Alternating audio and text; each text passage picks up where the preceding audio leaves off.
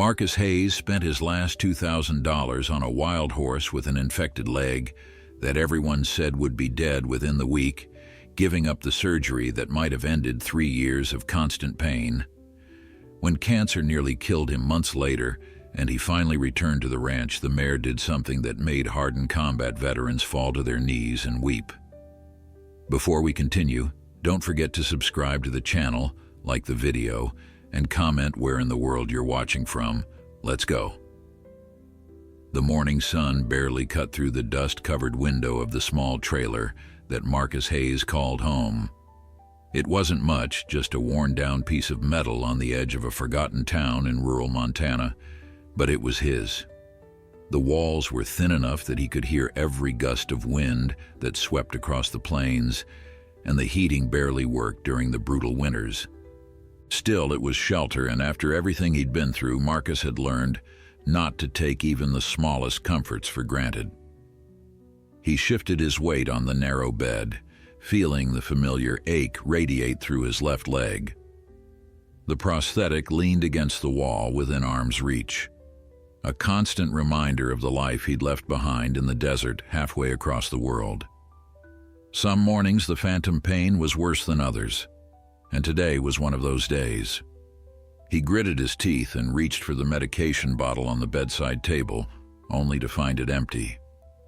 He'd meant to refill it last week, but between the bills and the groceries, there simply hadn't been enough money. Marcus was 42 years old, though the mirror told a story of someone much older. The lines around his eyes had deepened over the past 3 years since he'd returned from Afghanistan, and his once dark hair was now streaked with silver. He'd given 20 years to the military, and in return he'd received a Purple Heart, a medical discharge, and a disability check that barely covered rent. The grateful nation he'd served seemed to have forgotten him the moment he stepped off that transport plane.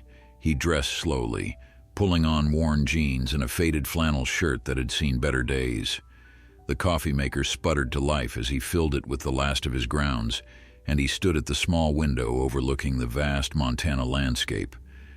The land here was beautiful in its desolation, stretching endlessly in all directions with nothing but sagebrush and the occasional cluster of cottonwood trees breaking the monotony. In the distance, the Rocky Mountains rose like ancient sentinels, their peaks still capped with snow even in late spring.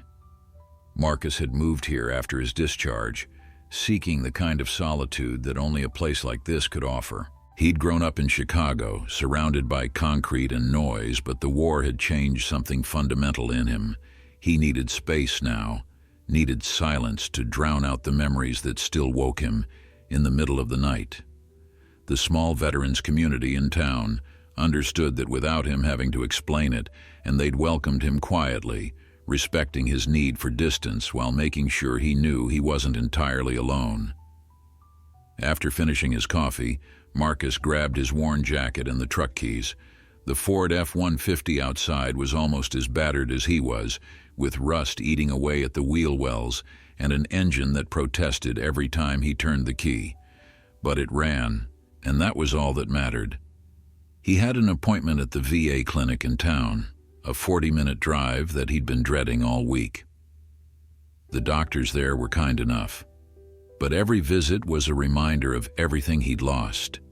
Every form another bureaucratic hurdle between him and the care he needed. The drive into town took him past the Wilson Ranch, where he sometimes picked up odd jobs when they needed an extra hand. Old Tom Wilson had been good to him, never asking too many questions and always paying in cash at the end of the day. It wasn't much, but it helped fill the gaps that his disability check left behind. As Marcus drove past the main gate, he noticed a commotion near one of the outer pastures. Several trucks were pulled over on the shoulder, and a small crowd had gathered along the fence line. Curiosity got the better of him, and Marcus slowed down, pulling over behind the other vehicles. He stepped out of his truck, the prosthetic settling into its familiar rhythm as he walked toward the gathering. A few of the locals nodded at him in recognition, their attention quickly returning to whatever had drawn them there in the first place. Marcus pushed his way gently through the small crowd until he could see what they were all staring at. In the middle of the dried-up pasture stood the most magnificent horse he'd ever laid eyes on. She was enormous, easily 17 hands high, with a coat so dark it seemed to absorb the sunlight rather than reflect it. Her mane hung wild and tangled, and even from a distance Marcus could see the proud arch of her neck, the defiant tilt of her head as she surveyed the humans who dared to observe her. She was a Mustang. That much was clear from her build and bearing. Wild horses still roamed certain parts of Montana, though their numbers had dwindled over the years.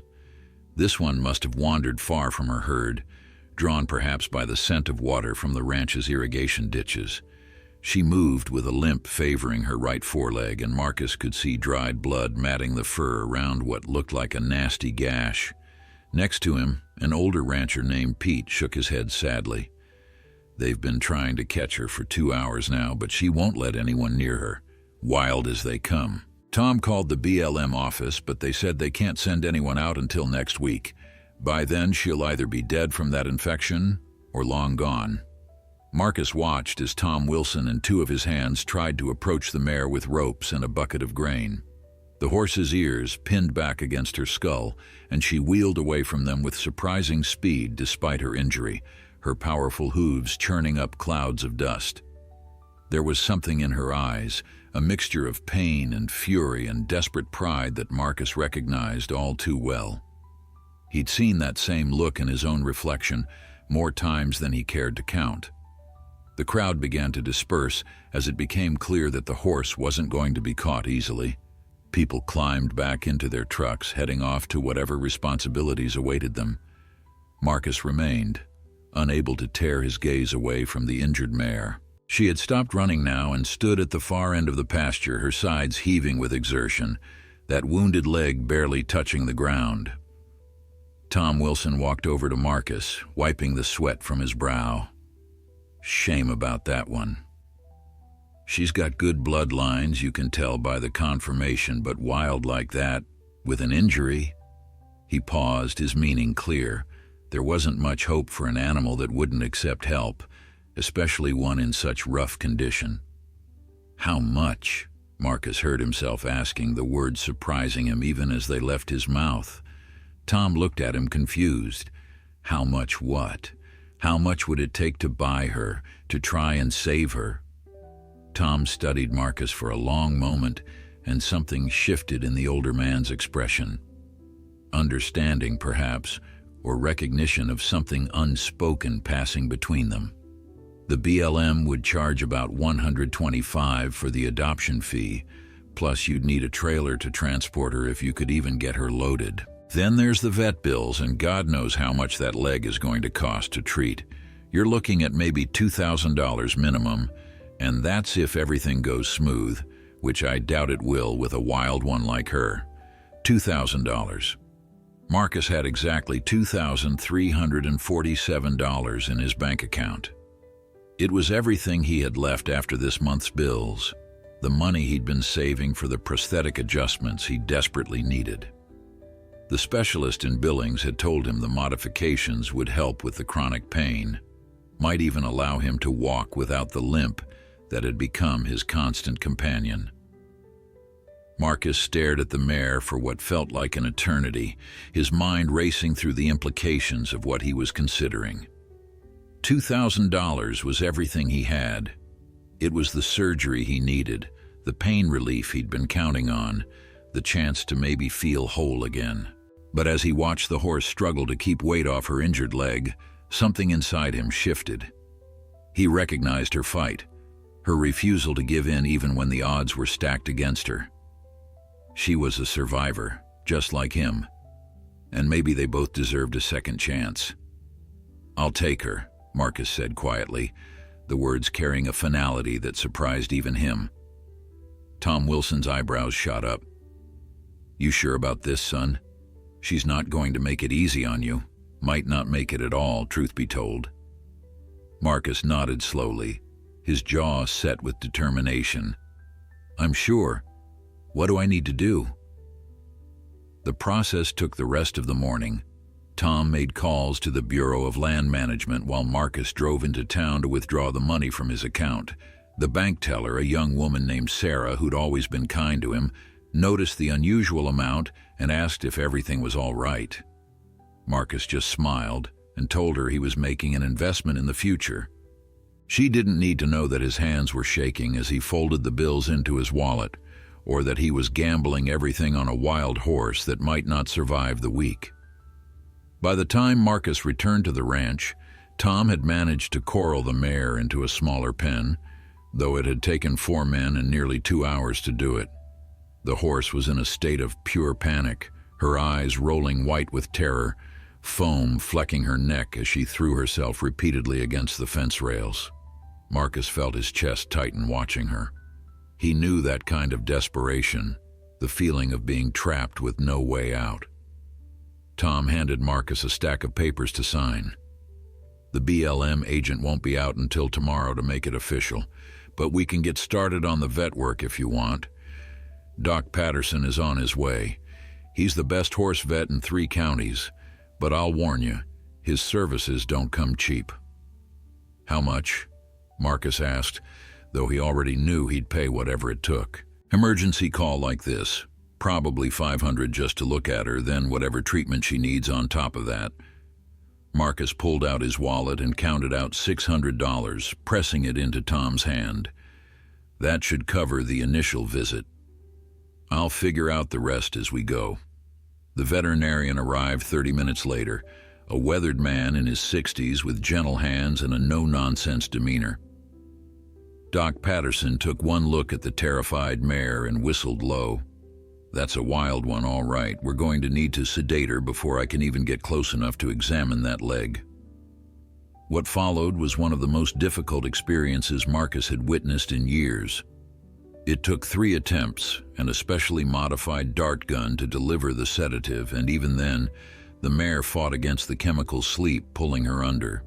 She staggered, trying desperately to stay on her feet, that same defiant pride keeping her upright long after most animals would have collapsed. When she finally went down, falling heavily onto her side in the dirt, Marcus felt something break inside his chest. He climbed over the fence, ignoring Tom's protests about safety, and approached the fallen horse. Up close, she was even more magnificent than he'd realized. Her coat, beneath the dust and dried sweat, was a deep black that shimmered with hints of blue in the sunlight. Scars crisscrossed her body, evidence of a hard life in the wild, of fights with other horses and narrow escapes from predators. She was a warrior, and she bore her battle scars with the same reluctant pride that Marcus carried his own. Doc Patterson worked quickly, examining the injured leg with practiced efficiency. The news wasn't good. The wound was deep, likely from barbed wire based on the jagged nature of the cut. An infection had already set in. The tissue around the gash was hot and swollen, and when the vet cleaned it, Marcus could see exposed muscle and possibly even bone beneath. "This is bad," the doc said without sugarcoating it. "Another day or 2 without treatment and she would have lost the leg, maybe her life. As it is, we're looking at weeks of intensive care, antibiotics, wound cleaning twice daily, and complete rest. Even then, there's no guarantee she'll ever be sound enough to ride." "I don't need to ride her," Marcus replied quietly. "I just need her to live." Doc Patterson glanced up at him, something understanding passing through his eyes. He'd seen plenty of wounded veterans in his practice, men and women trying to find purpose in caring for injured animals. Sometimes it worked out, sometimes it didn't.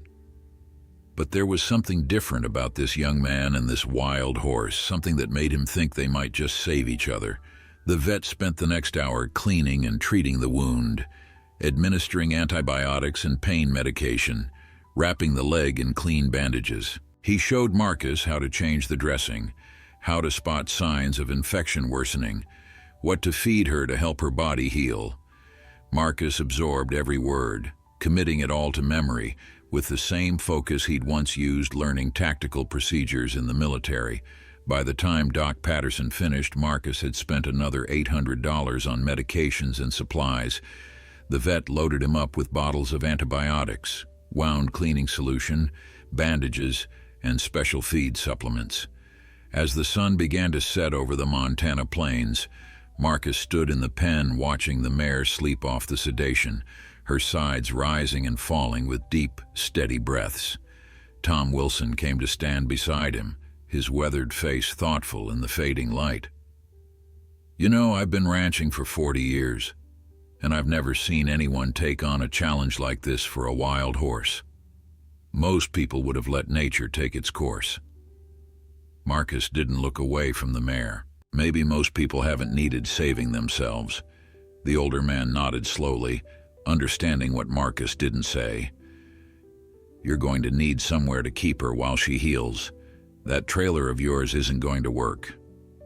Tom gestured toward a small barn at the edge of his property.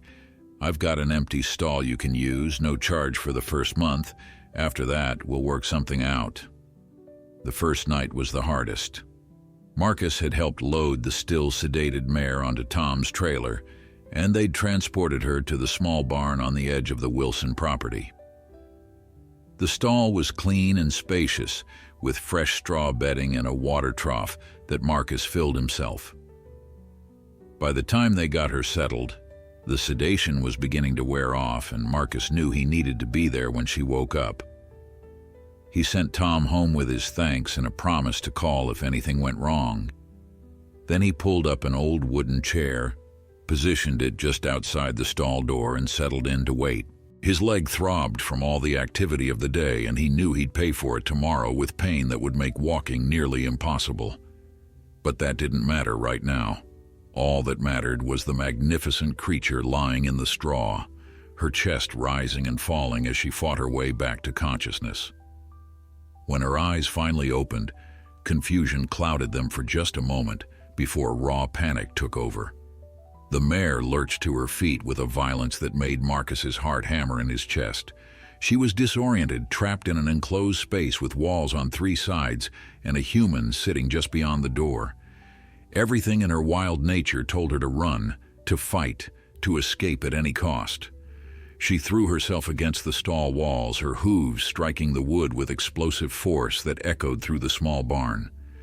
"Easy," Marcus spoke softly, not moving from his chair. "Easy, girl. Nobody's going to hurt you here." His words meant nothing to her. She was beyond reason, beyond anything but the primal terror of captivity.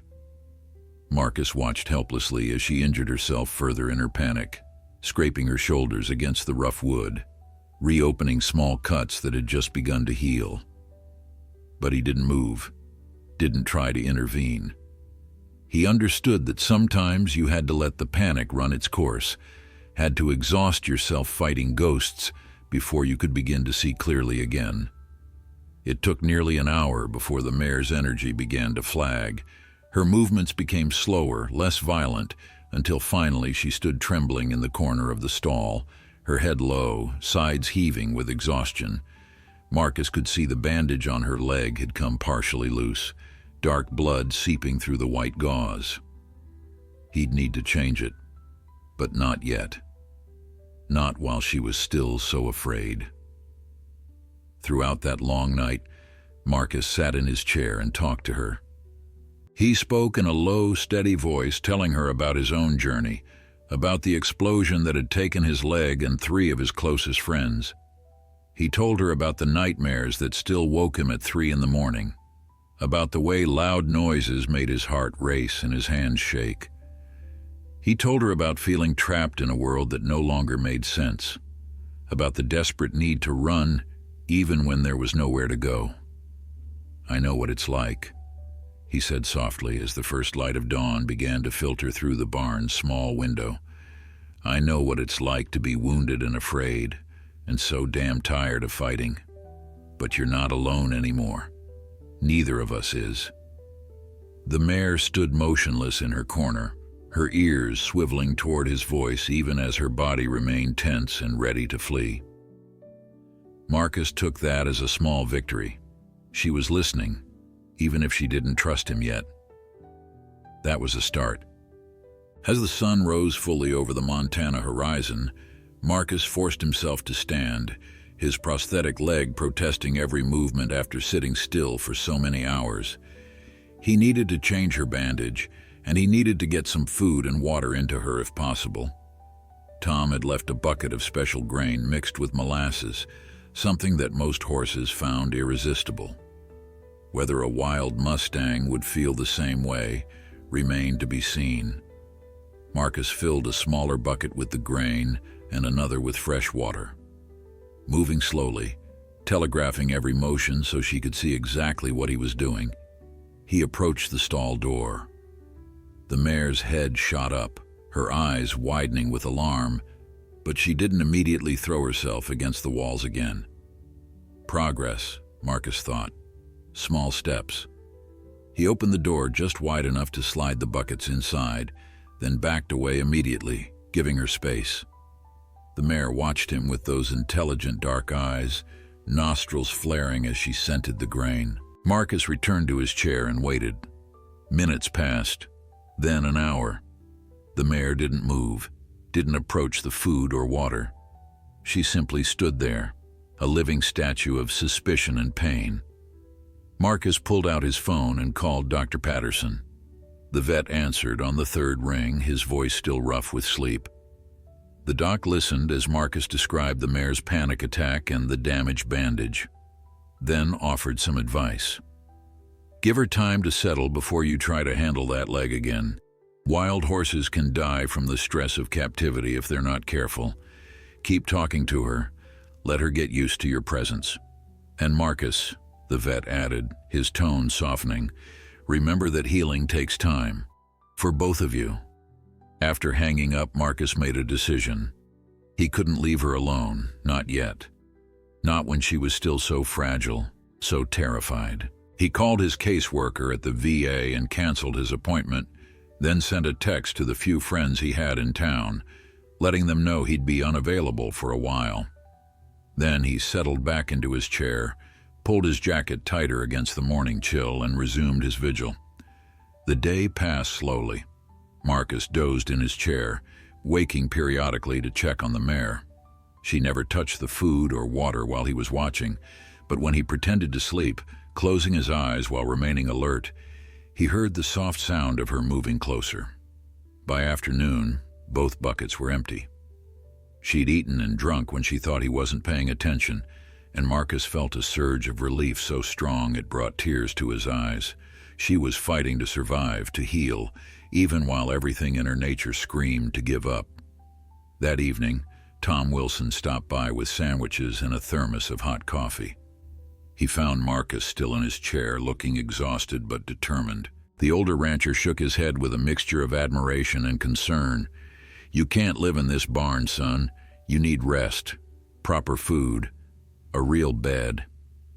Marcus accepted the sandwich gratefully, but didn't move from his post. Just a few more days, he said, until she understands she's safe. Tom looked at the mare, who stood pressed into her corner, watching them both with wary eyes. He saw something in that moment, a reflection perhaps, or a recognition. The wounded soldier and the wounded horse, two survivors learning to trust again. 3 days passed in a blur of sleepless nights and patient waiting. Marcus had moved a cot into the barn, refusing to leave the mare alone for more than a few hours at a time. His own pain had become a constant companion, his leg aching from the lack of proper rest, but he pushed through it with the same stubborn determination that had gotten him through physical therapy after the explosion. Some things were worth suffering for, and this wild creature fighting for her life was one of them. The mare had begun to relax, though calling her calm would be generous. She no longer threw herself against the walls when Marcus entered the barn, and she'd started eating and drinking regularly, though always when she thought he wasn't looking directly at her. He'd taken to sitting with his back partially turned, giving her the illusion of privacy while keeping her in his peripheral vision. It was a delicate dance, this building of trust, and Marcus approached it with the patience of someone who understood that healing couldn't be rushed. On the 4th morning, Marcus knew he could no longer put off changing her bandage, The wound needed to be cleaned and redressed, and from what he could see from a distance, infection was still a concern. The tissue around the gash remained swollen and hot, and he'd noticed the mare favoring that leg more than she had initially. Doc Patterson had called twice already, concerned about the delay, warning Marcus that waiting too long could cost the horse her leg or her life. Marcus spent an hour preparing, gathering all the supplies he'd need and laying them out in careful order just outside the stall. He filled a bucket with warm water mixed with antiseptic, gathered clean bandages, and readied the antibiotic ointment. Then he took a deep breath, said a silent prayer to whatever forces might be listening, and opened the stall door. The mare's reaction was immediate. Her head shot up, ears pinned flat against her skull, and she retreated to the far corner of the stall. But she didn't panic, didn't explode into violence the way she had that first night. Marcus took that as encouragement and stepped inside, moving slowly, keeping his body language as non-threatening as possible. "Easy, girl," he murmured, his voice barely above a whisper. "I know this is scary.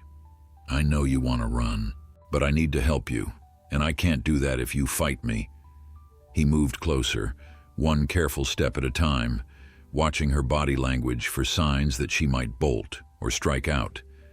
The mare trembled, her entire body taut as a drawn bowstring, but she held her ground. When Marcus was close enough to touch her, he extended his hand slowly, letting her see it, letting her catch his scent. For a long moment, nothing happened. They stood frozen in that tableau, man and horse, both holding their breath. Then, so slowly Marcus almost missed it, the mare stretched her neck forward and touched her nose to his palm. The contact lasted barely a second before she jerked back, but it had happened. She'd chosen to reach out, to make that connection, and Marcus felt something shift in his chest. Hope, he realized. That's what this feeling was. Hope that maybe, just maybe, they could both find their way through this darkness together. It took another hour before Marcus was able to kneel beside her injured leg. He talked to her the entire time, his voice a steady stream of reassurance as he carefully unwrapped the soiled bandage. The mare stood rigid, every muscle in her body screaming tension, but she didn't pull away. When he finally exposed the wound, Marcus had to fight to keep his expression neutral. The infection looked worse than he'd feared, the flesh around the gash an angry red that spoke of a body struggling to heal. He cleaned the wound as gently as he could, but he knew it had to hurt. The mare flinched and trembled, her breathing quick and shallow, but still she didn't strike out or try to escape. Marcus worked quickly, applying the antibiotic ointment with careful fingers, wrapping clean bandages around the leg with the expertise Doc Patterson had taught him. When he finished, he stayed kneeling beside her for a long moment, his hand resting lightly on her shoulder. "Good girl," he said softly. "You're so brave, so strong. We're going to get through this together." That afternoon, Doc Patterson made another visit, bringing with him fresh supplies and a concerned expression. He examined the wound while Marcus held the mare steady, with nothing more than his presence and his voice. The vet's frown deepened as he worked, and when he finally straightened up, he pulled Marcus aside for a private conversation. "It's not getting better as fast as I'd like," the doc said bluntly. "The infection is persistent and she's not putting any weight on that leg. I'm going to adjust her antibiotics, try a stronger combination. But Marcus, you need to prepare yourself for the possibility that she might not make it. Some injuries are just too severe, especially in a wild animal that's already been through so much trauma." Marcus felt something cold settle in his stomach, but he kept his voice steady. "What are her odds?" Doc Patterson sighed heavily. "If I'm being honest, maybe 50-50. And that's being optimistic. She's got the heart to survive, I can see that, but sometimes heart isn't enough." After the vet left, Marcus returned to the stall and sat down in the straw, his back against the wall. The mare stood in her corner, watching him with those deep dark eyes that seemed to see straight through to his soul. They regarded each other in silence as the afternoon light slanted through the barn windows, dust motes dancing in the golden beams. "I'm not giving up on you," Marcus said finally. "I don't care what the odds are. You fought to stay alive this long, and I'll be damned if I let you give up now." The mare didn't respond, of course, but something in her posture seemed to soften slightly. She took a tentative step toward him, then another, moving slowly across the stall. Marcus held perfectly still, barely breathing, as she approached. When she was close enough, she lowered her head and snuffled at his hair, her warm breath stirring the strands. That's when Marcus decided she needed a name. He couldn't keep thinking of her as just the mare or the horse. She deserved better than that. She deserved recognition as the individual she was, fierce and proud and fighting against impossible odds. "Liberty," he said softly. "I'll call you Liberty. Because that's what you represent. Freedom and strength and the refusal to be broken." The newly christened Liberty stood over him for several more minutes before retreating to her corner. But something had changed between them in that moment. A bridge had been built, fragile and new, but real nonetheless. They were no longer captor and captive, human and wild animal. They were two wounded souls, learning to heal together. The following week tested Marcus in ways he hadn't anticipated. Liberty's condition fluctuated wildly, some days showing slight improvement, and others sending her spiraling backward into fever and weakness. Marcus administered the stronger antibiotics Doc Patterson had prescribed, cleaned and redressed her wound twice daily, and spent every waking hour watching for signs that might tell him whether she was winning or losing this battle for survival. His own body began to rebel against the constant strain. The pain in his residual limb had become excruciating, sharp stabs that felt like knives cutting through flesh that was no longer there. He'd run out of his basic pain medication days ago and couldn't afford to refill it, having spent his last available dollars on Liberty's medical supplies. At night, lying on the cot in the barn, Marcus would grip the edges of the thin mattress and breathe through the agony, reminding himself that Liberty was suffering far worse and never complained. Tom Wilson noticed, of course. The old rancher had developed a habit of stopping by each morning with coffee and breakfast, often staying to help with the heavier tasks that Marcus struggled with on his prosthetic. One morning, about 10 days after Liberty's arrival, Tom found Marcus leaning heavily against the stall door, his face pale and drawn with pain. "Son, you look like hell," Tom said bluntly, setting down his thermos. "When's the last time you slept more than 2 hours straight?" Marcus tried to straighten up, but a wave of dizziness nearly sent him to his knees.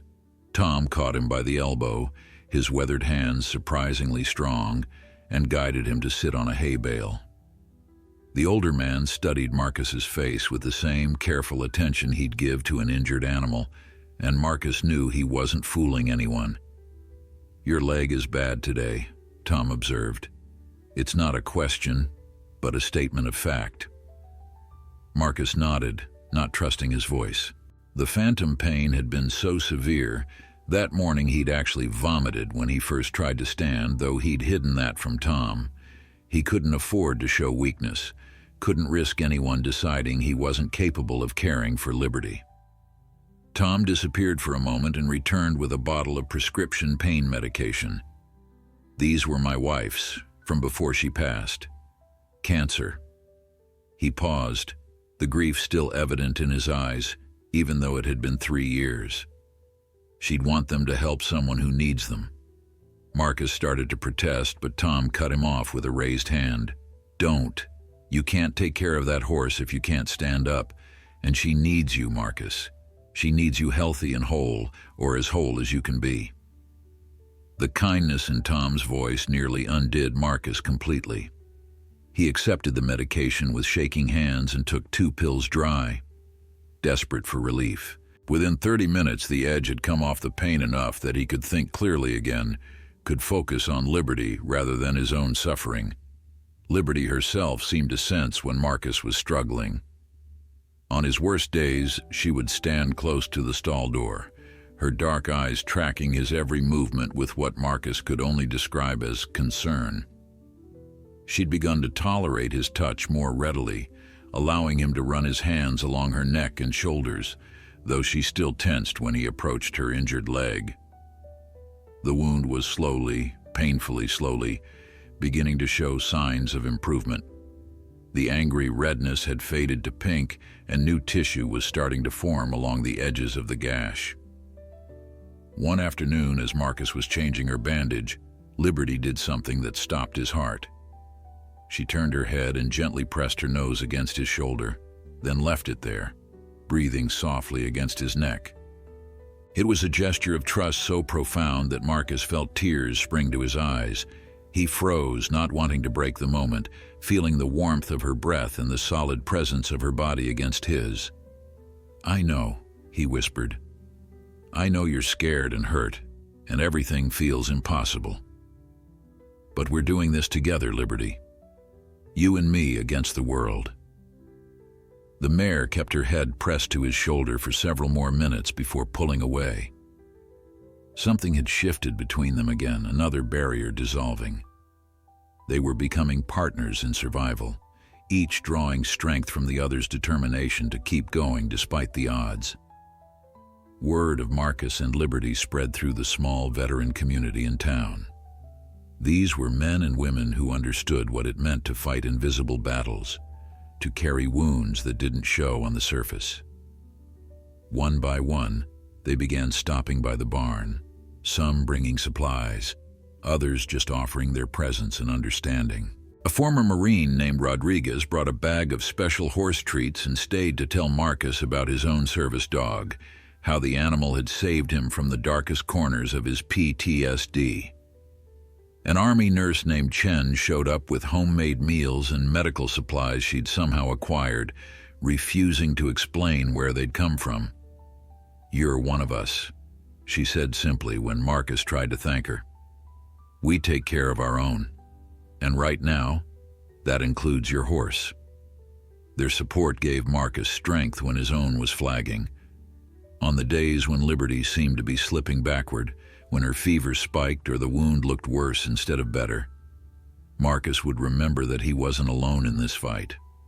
The knowledge that others cared, that his fellow veterans understood his need to save this wild creature, kept him moving forward. 2 weeks after Liberty's arrival, Doc Patterson made another examination. Marcus stood nervously beside the stall, watching as the vet carefully unwrapped the bandage and studied the healing wound. The silence stretched on for what felt like hours before Doc Patterson finally looked up, and Marcus saw something in his expression that made hope flutter in his chest. "Well, I'll be damned," the vet said slowly. "She's turned a corner. The infection is finally responding to treatment, and look here," he pointed to the wound. "She's got good granulation tissue forming. This is what healing looks like, Marcus. She's going to make it." The relief that flooded through Marcus was so intense, it nearly knocked him off his feet. He gripped the stall door for support, feeling tears stream down his face without shame. Liberty had survived the worst of it. She was going to live. All those sleepless nights, all that pain and worry and desperate hope, it had been worth it. Doc Patterson clapped him on the shoulder. "You did this, son. Your dedication, your refusal to give up on her. I've been a vet for 35 years and I've never seen anything quite like it. You two have something special, that's for sure." That evening, Marcus sat in the stall with Liberty, his back against the wall, watching as she moved around her space with slightly more ease than she had in days. She was still favoring the injured leg, would be for weeks or maybe months to come, but the immediate danger had passed. She was going to survive, and somehow, in saving her, Marcus felt like he'd saved a part of himself too. As Liberty's physical wounds began to heal, Marcus started to see glimpses of the magnificent creature she must have been before injury and captivity had diminished her spirit.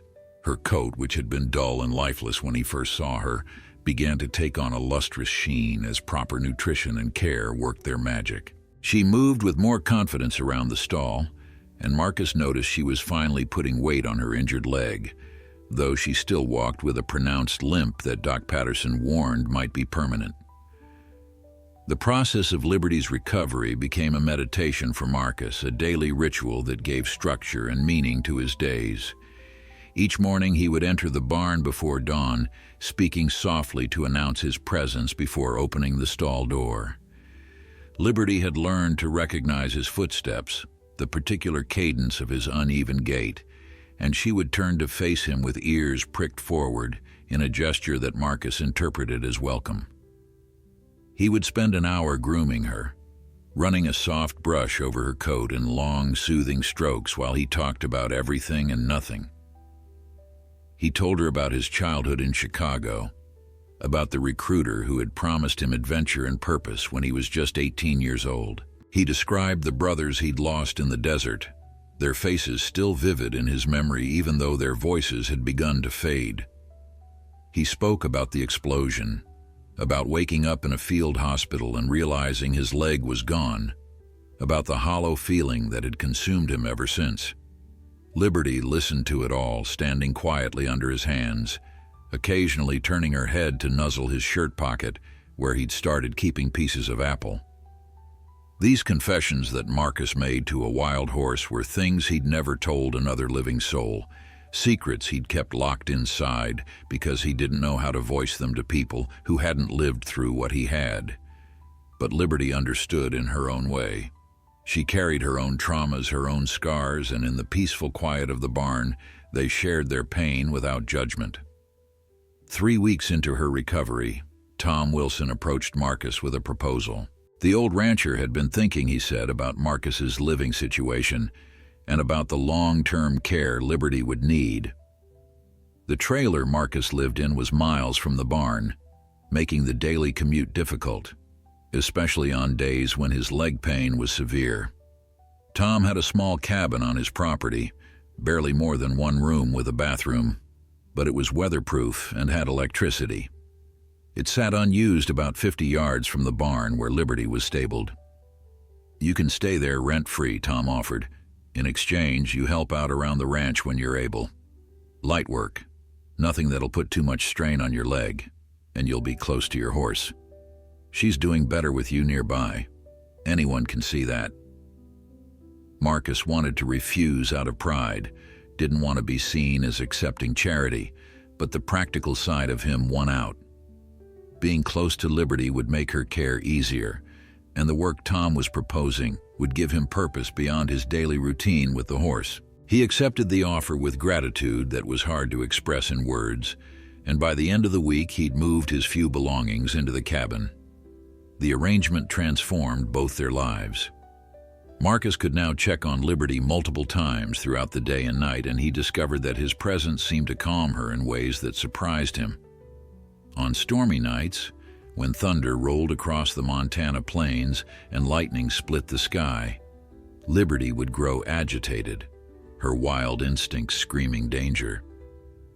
Marcus would go to her sitting in the stall while rain pounded on the barn roof, and his quiet presence would gradually settle her nerves. During this time, Marcus began to understand the depth of what Liberty had endured before he found her. One afternoon, while running his hands along her body, checking for any new injuries or problems, he discovered a network of scars he hadn't noticed before. Some were clearly from barbed wire and rough terrain, the hazards of life in the wild. But others told a different story. There were marks that looked like rope burns on her neck and legs, evidence that someone had tried to capture her before, had likely used brutal methods in the attempt. The realization made Marcus's blood boil. Liberty hadn't just been wild, she'd been hunted, pursued by humans who saw her only as something to be dominated and broken. No wonder she'd been so terrified in those first days, so resistant to any form of confinement. She'd learned through hard experience that humans meant pain and loss of freedom. "I'm sorry," Marcus whispered, his hands gentle on the scars. "I'm sorry for what they did to you. But I swear to you, Liberty, I will never hurt you. You're safe here. You'll always be safe with me." As if she understood, Liberty turned her head and rested it on his shoulder, a gesture that had become familiar between them. Marcus closed his eyes and breathed in her scent, a mixture of hay and horse and something indefinably wild that no amount of domestication could erase. The veterans who had been visiting regularly began to comment on the change they saw in Marcus. Rodriguez, the former Marine, mentioned one day that Marcus seemed lighter somehow, as if a weight had been lifted from his shoulders.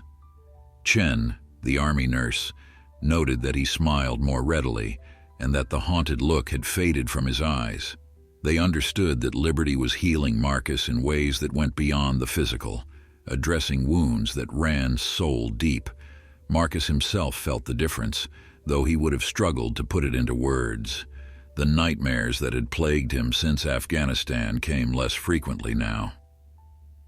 When he did wake in the middle of the night, heart pounding and sheets soaked with sweat, he would walk to the barn and sit with Liberty until the panic subsided. Her steady breathing, the warmth of her body, the simple fact of her presence.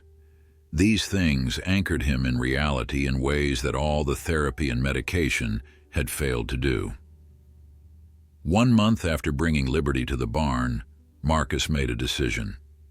He'd been thinking about it for weeks, turning the idea over in his mind, examining it from every angle. Liberty's leg had healed well enough that she could move around freely, though the limp would likely never fully disappear. The wound had closed completely, leaving a thick scar that spoke of survival against the odds. Doc Patterson had given her a clean bill of health, as much as could be expected given the severity of her injury. The question now was what came next. Liberty couldn't return to the wild, not with that damaged leg. She'd never be able to keep up with a herd, would be vulnerable to predators, and unable to flee from danger. But keeping her confined to a stall indefinitely seemed cruel, a cage by another name. She deserved more than that, deserved the freedom she'd fought so hard to maintain. Marcus approached Tom Wilson with his idea, and the older man listened carefully before breaking into a wide grin. "I think that's perfect," Tom said. "We've got those 20 acres out past the north pasture, mostly grass with a creek running through it. Been sitting unused for years. We could fence it proper, give her room to roam while keeping her safe." The work of building Liberty's pasture consumed the next 2 weeks. Marcus threw himself into the project with an energy he hadn't felt in years, and the veteran community rallied around the effort. Rodriguez showed up with a pickup truck full of fence posts and wire he'd somehow acquired at cost from a supplier who owed him a favor. Chen brought her brother, a carpenter, who helped design a sturdy 3-sided shelter where Liberty could escape from the weather. Even veterans Marcus had never met before appeared with tools and willing hands, having heard through the grapevine about the wounded soldier and his wild horse. They worked together under the vast Montana sky. These men and women who understood without words being spoken what this project represented. It wasn't just about building a fence or creating a pasture. It was about giving Liberty the freedom she deserved, about honoring her wild spirit while keeping her safe. And in some unspoken way, it was about all of them, about proving that second chances were possible, that healing could happen even when the wound seemed too deep to mend. Marcus found himself laughing more during those 2 weeks than he had in the 3 years since his discharge. The camaraderie among the veterans reminded him of the brotherhood he'd lost, that sense of working toward a common goal with people who had your back no matter what. They shared stories while they worked, some funny and some heartbreaking, and Marcus contributed his own tales of Liberty's recovery, her small victories and stubborn spirit. Tom Wilson supervised the project with the experienced eye of someone who'd been ranching for 4 decades. He made sure the fence was tall enough and sturdy enough to contain a horse with Liberty's size and strength, with gates positioned for easy access and corners reinforced against any attempts to test the boundaries.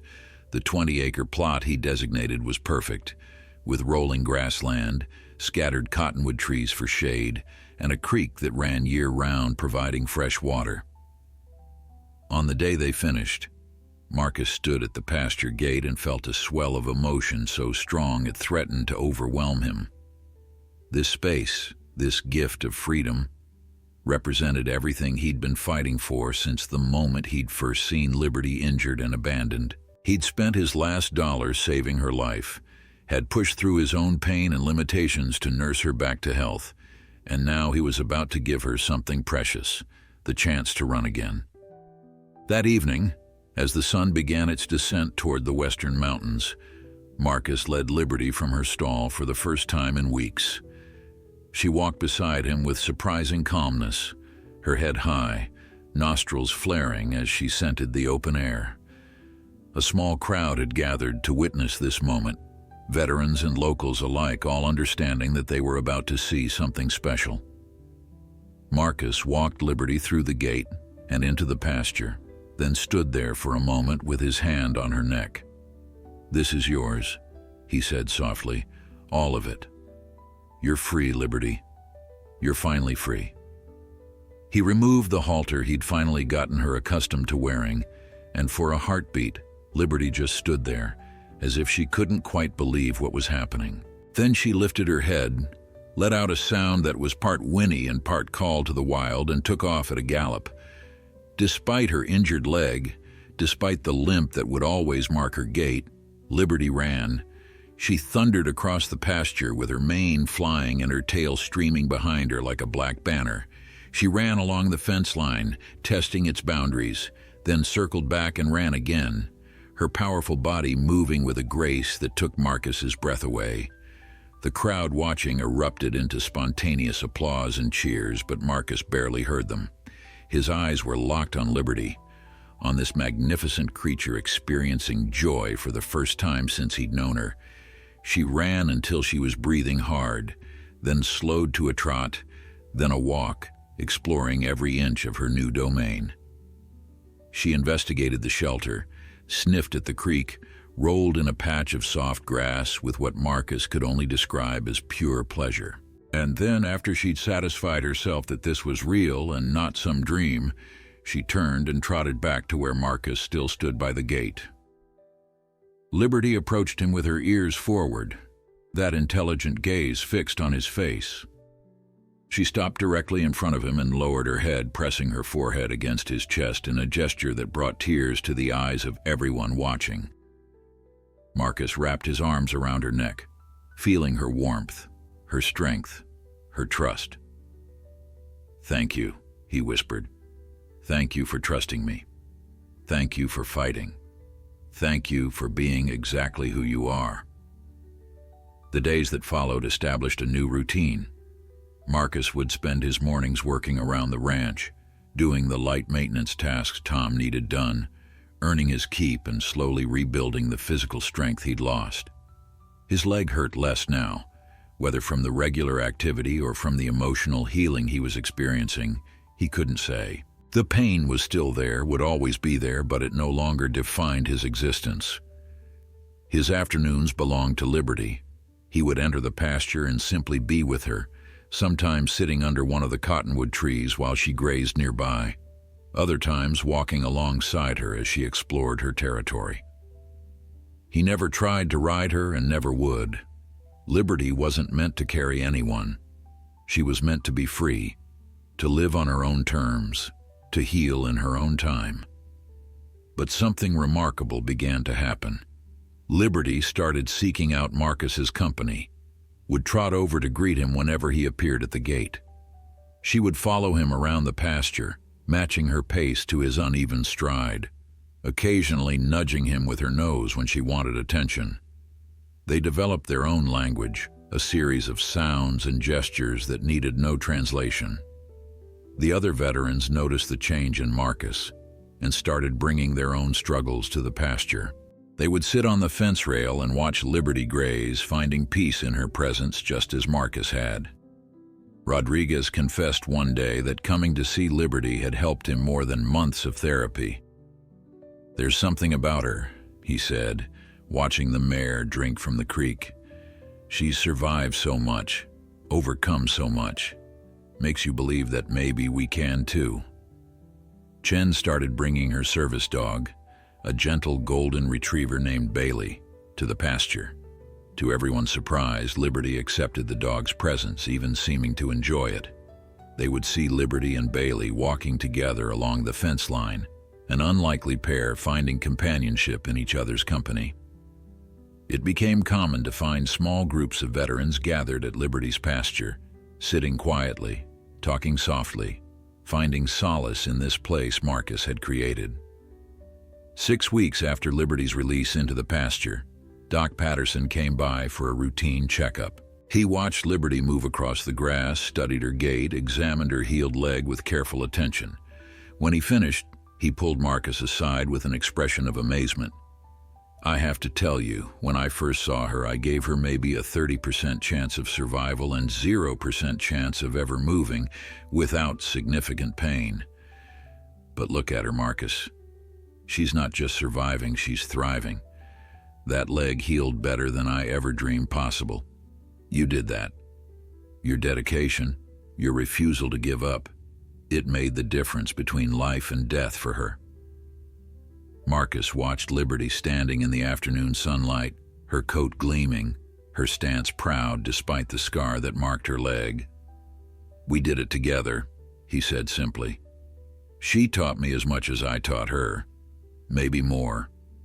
As summer gave way to fall in Montana, Marcus found himself experiencing something he hadn't felt in years: contentment. The nightmare episodes had become rare, occurring maybe once or twice a month instead of nightly. He'd gained back some of the weight he'd lost after his discharge, and his face had lost that hollow, haunted look that had marked him as a wounded man. The veterans who visited regularly commented on the transformation, how he seemed to stand taller, smile more easily, engage with the world instead of hiding from it. Liberty had become something of a local legend. Word had spread throughout the county about the wounded veteran and his wild horse, the unlikely pair who had saved each other. People would sometimes drive out to Tom Wilson's ranch just to catch a glimpse of Liberty in her pasture, this magnificent creature who represented hope and second chances.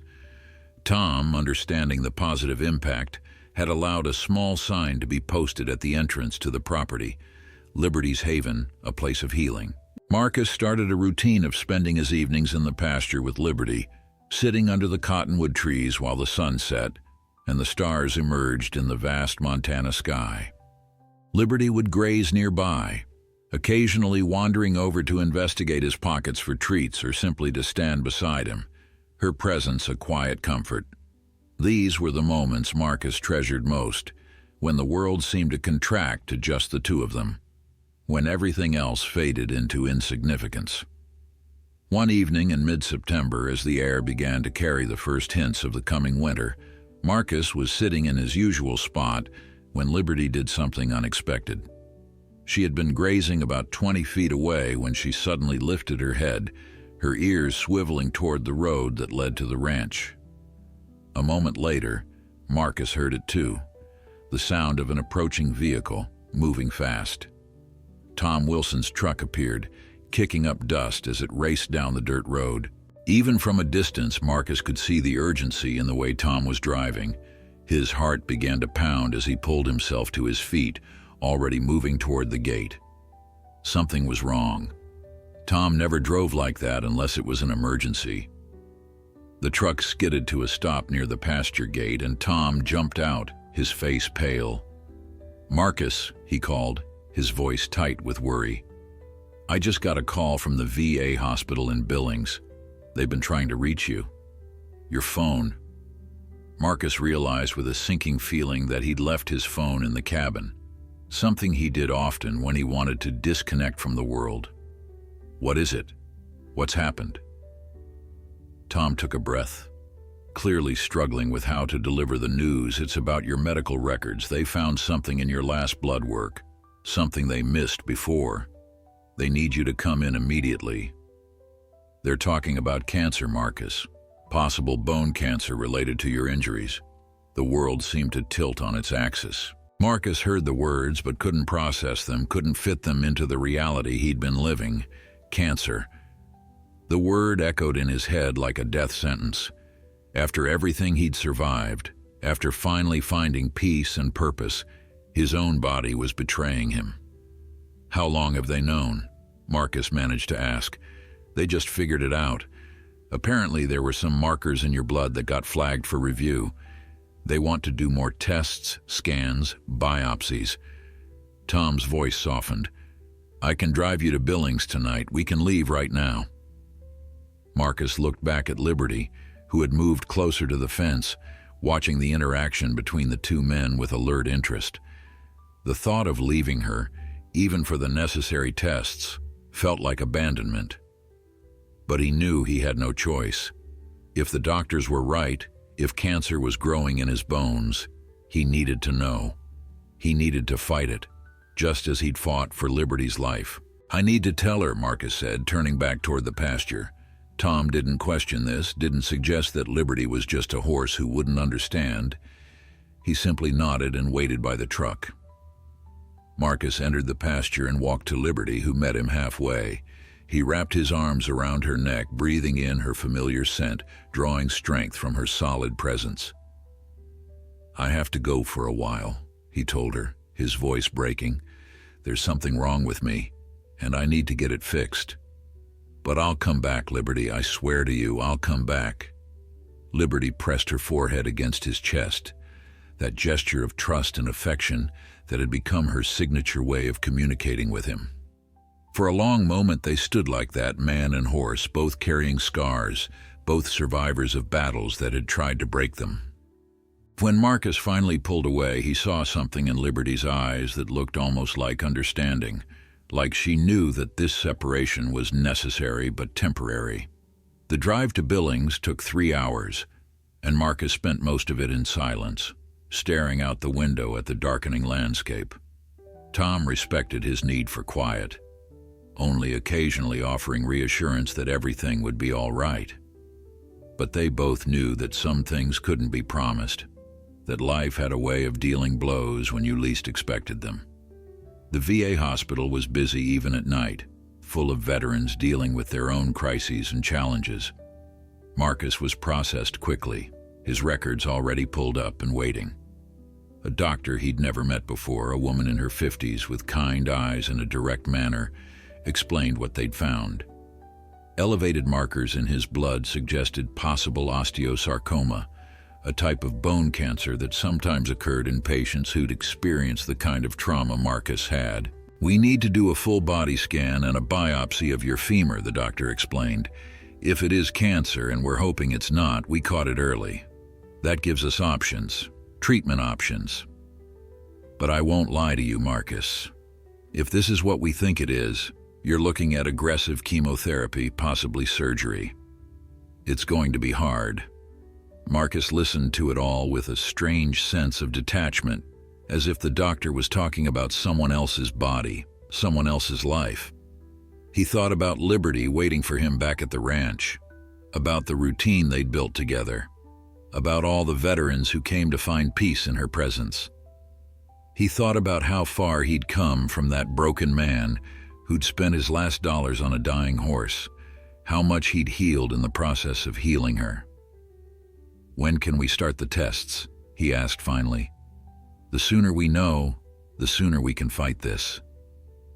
The tests began that night and continued over the next 3 days. Marcus endured scans that required him to lie perfectly still in claustrophobic machines, biopsies that left him aching and bruised, blood draws that seemed endless.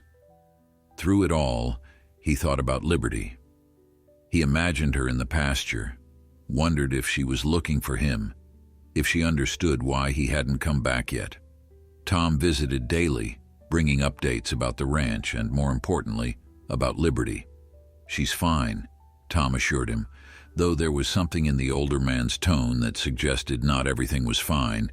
"She's eating well, moving around the pasture like normal. But Marcus, she keeps going to the gate. Every few hours, she stands there and looks toward your cabin, like she's waiting for you." The image of Liberty waiting, watching for his return, nearly broke Marcus's resolve to stay strong. He wanted to discharge himself, wanted to race back to Montana and explain to her that he hadn't abandoned her, that he would never abandon her. But he forced himself to stay, to complete the tests, to wait for the results that would determine his future. On the fourth day, the doctor called him into her office. Marcus sat across from her, his hands gripping the arms of the chair, preparing himself for the worst. The doctor looked at her computer screen, then at Marcus, and he saw her expression shift into something he couldn't quite read. "Marcus, the news is complicated," she began. "The biopsy came back positive. You do have osteosarcoma, stage 2. It's in your femur, both the remaining bone and potentially spreading. But, and this is important, we believe we caught it early enough to treat aggressively. We're talking chemotherapy starting immediately, and depending on how you respond, possible surgery to remove the affected areas." The chemotherapy began 2 days later. Marcus had insisted on returning to Montana for one night before starting treatment, needing to see Liberty, needing to explain somehow that he wasn't abandoning her. Tom drove him back to the ranch, and Marcus went straight to the pasture, despite his exhaustion from the tests and the weight of his diagnosis. Liberty was standing at the far end of the pasture when Marcus appeared at the gate, but the moment she saw him, she broke into a gallop. She ran toward him with that distinctive limping stride, her mane flying, and didn't slow down until she was right in front of him. She pressed against the gate so hard it rattled, reaching over to push her nose against his face, his neck, his chest, as if reassuring herself that he was real and solid and there. "I'm here," Marcus whispered, his arms around her neck, tears streaming down his face. "I'm here, girl. I had to leave, but I'm here now. And I need you to understand something. I have to go away again for a while. I'm sick, Liberty. I'm sick, and I need to fight this thing just like you fought your infection. But I will come back. I promise you, I will come back." He spent the night sleeping in the shelter in her pasture, wrapped in blankets Tom had brought, with Liberty standing guard nearby. It was one of the most peaceful nights Marcus had experienced since his diagnosis, lying under the stars with his horse close by, feeling her presence like an anchor, keeping him tethered to hope. The next morning, Tom drove him back to Billings to begin treatment. The chemotherapy was as brutal as the doctors had warned. Marcus spent 3 days receiving the toxic drugs through an IV, his body rebelling against the poison that was meant to save his life. He vomited until there was nothing left in his stomach. His bones ached with a deep pain that made the phantom limb pain seem trivial, and his hair began falling out in clumps. The doctors assured him this was normal, that his body was responding to treatment, but normal didn't make it any easier to endure. Between treatment cycles, when he was well enough to travel, Marcus would return to the ranch for a few days. Each time, Liberty seemed to sense his arrival before he even reached the pasture. She would be waiting at the gate, and the reunion was always the same, urgent and emotional, as if they'd been separated for years instead of days. Marcus would sit with her for hours, drawing strength from her presence, letting her warmth and solid reality remind him why he was fighting so hard to survive. But during his absences, something troubling was happening. Tom Wilson called Marcus during his second week of treatment with concern in his voice. "It's Liberty," Tom said carefully. "She's not eating much. Spends most of her time at that gate, waiting. I've never seen an animal act quite like this. It's like she knows something's wrong with you, like she's worried." Marcus felt his chest tighten with guilt and grief. "Can you put your phone on speaker and hold it up to her?" he asked. Tom didn't question the request. Marcus heard the rustle of movement, then Tom's voice saying, "It's Marcus, girl. He wants to talk to you." "Liberty," Marcus said, his voice breaking. "I'm okay, sweetheart. I'm fighting, and I'm going to win. I need you to eat, to stay strong, because I'm going to need you when I come home. Can you do that for me? Can you stay strong?" There was silence on the other end, then the sound of Liberty's breath loud and close to the phone. Marcus imagined her ears swiveling toward the sound of his voice, her intelligent mind trying to understand this strange way of connecting. He talked to her for another 10 minutes until Tom gently told him that Liberty had moved away from the phone and was now grazing. It seemed to have helped, at least temporarily. The third cycle of chemotherapy hit Marcus harder than the first two combined.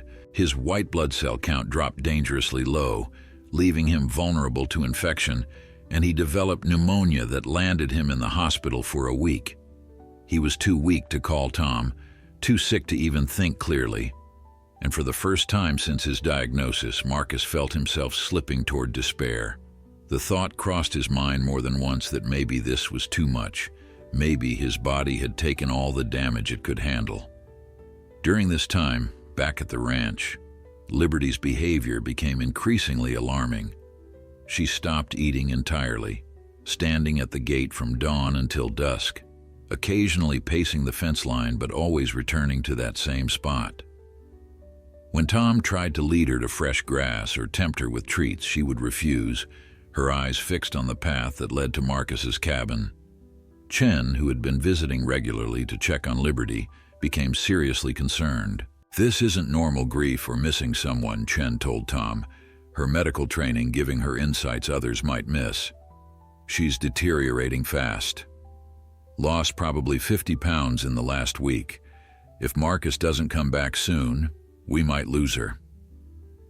Tom called the hospital and managed to speak to Marcus's doctor, explaining the situation. The doctor was sympathetic, but firm. Marcus was in no condition to travel, would likely be hospitalized for at least another week. Tom then did something he wouldn't tell Marcus about until much later. He made the 3-hour drive to Billings with his tablet computer and set up a video call between Marcus and Liberty. Marcus was barely conscious when Tom arrived, pale and gaunt in his hospital bed connected to multiple IVs and monitors. But when Tom explained why he was there, Marcus summoned strength from some deep reserve and agreed to try. Tom drove back to the ranch, positioned the tablet at Liberty's gate, and called Marcus. What happened next would become part of the legend that surrounded Marcus and Liberty. When Liberty heard Marcus's voice coming from the tablet, she approached cautiously, her nostrils flaring. Then she saw his face on the screen, and something shifted in her entire demeanor. She pressed her nose against the screen, whinnying softly, and Marcus, tears streaming down his face, talked to her. He told her he was fighting, that he needed her to fight too, that they were in this together, just like they'd always been. Liberty stayed by that tablet for 2 hours, and when Tom finally had to end the call, she walked directly to her food and began eating. Tom called Chen immediately to share the miracle they'd just witnessed. Somehow, seeing and hearing Marcus had broken through Liberty's despair, had reminded her that he was still alive, still fighting, still coming back to her. The video calls became a daily ritual, the technological bridge that kept both Marcus and Liberty tethered to hope. Tom would set up the tablet at the pasture gate every evening, and Marcus, from his hospital bed, would talk to Liberty for as long as his strength allowed. Sometimes he could only manage a few minutes before exhaustion claimed him. Other times, on better days, they would stay connected for an hour, Marcus talking about his treatment, his dreams for when he came home, his promise that this separation was temporary. The chemotherapy continued for 8 brutal weeks. Marcus's body became a battlefield, the cancer and the treatment waging war while he tried to survive, caught in the middle. There were days when the doctors weren't sure he'd make it, when his vitals dropped to dangerous levels and the nurses would exchange worried glances over his bed. But Marcus clung to life with the same stubborn determination that had kept Liberty fighting through her infection. He had promised her he would come back, and he intended to keep that promise. In early November, after what felt like an eternity of suffering, the doctors delivered news that Marcus had been afraid to hope for. The latest scans showed the cancer in retreat. The tumors had shrunk significantly, and there were no signs of new growth. The treatment was working. Marcus would need continued monitoring, regular checkups, and possibly additional treatment down the line. But for now, he had won this battle. He was going to live. The day Marcus was finally discharged, Tom Wilson was waiting in the parking lot with his truck. Marcus had lost nearly 40 pounds, his hair was gone, and he moved with even more difficulty than before. But there was a light in his eyes that had been absent for weeks. He was going home. He was going back to liberty. The 3-hour drive felt endless. Marcus dozed fitfully, waking periodically to check how much farther they had to go. Tom had called ahead to Chen and Rodriguez, letting them know Marcus was coming home, and by the time they pulled up to the ranch, a small crowd of veterans had gathered. They wanted to welcome him back, to celebrate his survival, but Tom had asked them to wait at a distance. Marcus needed to see Liberty first, needed that reunion to happen without an audience. Tom helped Marcus out of the truck and steadied him as they walked toward the pasture. It was late afternoon, the sun beginning its descent, painting the Montana sky in shades of gold and amber. Liberty was grazing near the shelter, her back to the gate, unaware that anything unusual was happening. Tom had deliberately not told her Marcus was coming, wanting the moment to unfold naturally. Marcus gripped the fence rail, gathering his strength, and called out to her, "Liberty." The mare's head shot up instantly, her ears swiveling toward the sound. She stood perfectly still for a heartbeat, as if she couldn't believe what she was hearing, couldn't trust that the voice was real and not another electronic ghost from the tablet. Then she spun around, and when she saw Marcus standing at the gate, solid and real and there, something extraordinary happened. Liberty screamed. It was the only word that could describe the sound, a vocalization that Marcus had never heard from her before, a cry that seemed to contain 8 weeks of worry and fear and desperate longing. She exploded into motion, galloping toward him with a speed and power that made Tom instinctively move to pull Marcus back. But Marcus stood firm, his hands gripping the fence, his face streaming with tears. Liberty didn't slow down. She thundered straight at the gate, and for a moment Tom thought she was going to crash through it. But at the last second, she planted her front hooves and slid to a stop, her momentum carrying her right up against the fence. Then she did something that would be talked about for years to come in the veteran community, something that seemed to transcend the normal boundaries between human and animal. Liberty reared up, her front hooves leaving the ground, and carefully, deliberately, placed them on either side of Marcus's shoulders, pinning him gently against the fence. Her head came down over his shoulder, and she wrapped her neck around him in what could only be described as an embrace. She held him there, pressed against the fence, making soft whickering sounds deep in her throat, while Marcus sobbed into her mane. The veterans who had been watching from a distance stood in stunned silence. Several of them were crying openly, moved beyond words by what they were witnessing. Chen, who had seen many remarkable things in her years as a military nurse, would later say it was the most profound expression of love she'd ever seen between two beings. Marcus and Liberty stayed like that for nearly 10 minutes, locked in their embrace, neither willing to let go first. When Liberty finally lowered her hooves back to the ground, she didn't move away. She kept her head pressed against Marcus's chest, breathing in his scent, reassuring herself that he was real, that he had kept his promise, that he had come back to her. "I told you," Marcus whispered, his voice hoarse with emotion. "I told you I'd come back. We're survivors, you and me. We don't give up, we don't quit. We fight for each other." In the weeks and months that followed, Marcus's strength gradually returned. He continued his cancer monitoring, remained vigilant for any signs of recurrence, but the prognosis remained hopeful. He moved back into the cabin, resumed his work on the ranch, and spent every spare moment with Liberty. Their bond, already profound before his illness, had been forged into something unbreakable through their shared trial. Liberty's haven became more than just a pasture for one rescued horse. It grew into a healing sanctuary for veterans struggling with their own battles. Marcus, with Tom's support and funding from veteran organizations moved by his story, expanded the facility to include space for more rescued horses, each one paired with veterans who needed what Liberty had given Marcus: purpose, unconditional love, and a reason to keep fighting.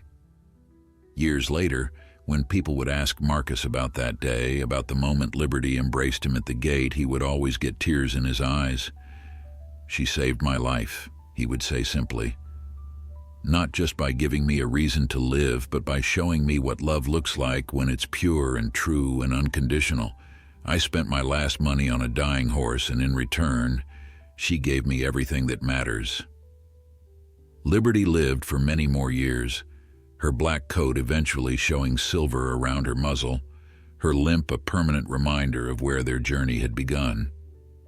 But she never lost that wild spirit, that magnificent strength that had first caught Marcus's attention, and every single day, without fail, she would greet Marcus at the gate, pressing her forehead to his chest in their signature gesture of trust and love. Their story became legend, a testament to the healing power of connection, the strength found in mutual survival, and the extraordinary things that can happen when two wounded souls refuse to give up on each other. In saving Liberty, Marcus had saved himself. And in loving Marcus, Liberty had proven that sometimes the most profound relationships transcend species, circumstance, and all reasonable expectation.